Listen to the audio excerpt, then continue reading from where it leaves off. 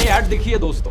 मैंने कहा था ना, कैसी भी सिचुएशन हो मोदी जी हमें घर ले आएंगे। मोदी जी ने वॉर रुकवा दी पापा। दोस्तों आपको याद होगा जब सरकार ने 500 और 1000 के नोट की डीमोनेटाइजेशन करी थी, सरकार 2000 का नोट लेकर आई थी। लेकिन क्या आपको याद है कब आपने आखिरी बार इस 2000 के नोट का इस्तेमाल किया? आप में से बहुत से लोगों को कई साल हो चुके होंगे। इसके पीछे कारण यह है कि 2017 से ही सरकार ने 2000 के नोट की प्रिंटिंग कम कर दी थी। 2016-17 में 3500 मिलियन करेंसी नोट्स प्रिंट किए गए थे इसके। अगले साल 111 मिलियन प्रिंट किए गए, उसके अगले साल सिर्फ 46 मिलियन। और 2019-20 के बाद से सरकार ने एक भी नया 2000 का नोट प्रिंट नहीं किया। अब ऑफिशियली तो सरकार ने ये करने के पीछे कोई रीजन बताया नहीं, लेकिन रीजन बड़ा क्लियर दिखता है। 2000 के नोटों की ज्यादा वैल्यू थी 500 के नोटों के कंपैरिजन में, और तो ब्लैक मनी को होल्ड करना काफी आसान हो गया था। अब आप अपने बिस्तर के नीचे, दीवारों के पीछे ज्यादा पैसे छुपा कर रख सकते थे। इसका इंपैक्ट भी बड़ा क्लियर दिखा कि 2019 में इनकम टैक्स डिपार्टमेंट ने रेड्स करी तो 2000 नोट जितने पाए गए उनमें 68% की गिरावट दिखी। इससे एक आम आदमी की जिंदगी में ज्यादा फर्क नहीं पड़ता, इनफैक्ट बेहतर ही होता है, क्योंकि 2000 के नोट का खुला मिलना बहुत मुश्किल होता है। डेमोक्रेसी एक्चुअली में होती क्या चीज है?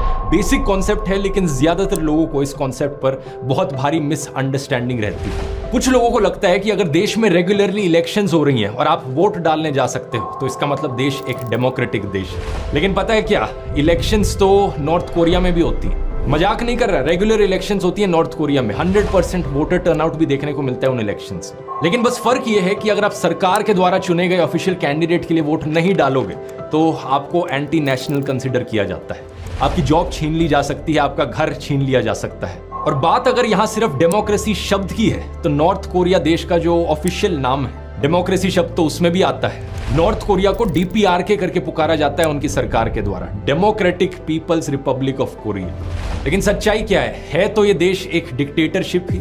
सिमिलरली रशिया को भी एक डिक्टेटरशिप कंसिडर किया जाता है, लेकिन इलेक्शंस तो वहां भी होती है।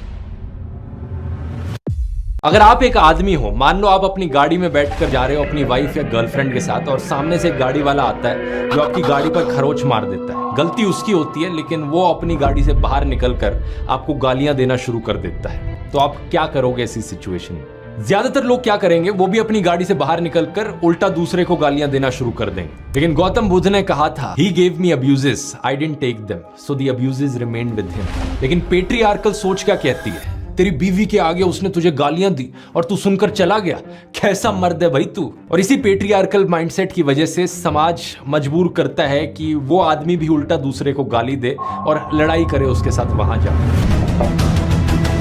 लेकिन क्या लड़ाई करने से प्रॉब्लम खत्म हो जाएगी? बिल्कुल भी नहीं। इमेजिन करो वो दूसरा गाड़ी वाला वो एनिमल फिल्म के रणविजय जैसा है। वो एक बड़ा अमीर आदमी है, कानून की उसे कोई परवाह नहीं, अपने साथ एक रिवॉल्वर लेकर चलता है या बेसबॉल बैट लेकर आता है। फिर क्या करोगे आप?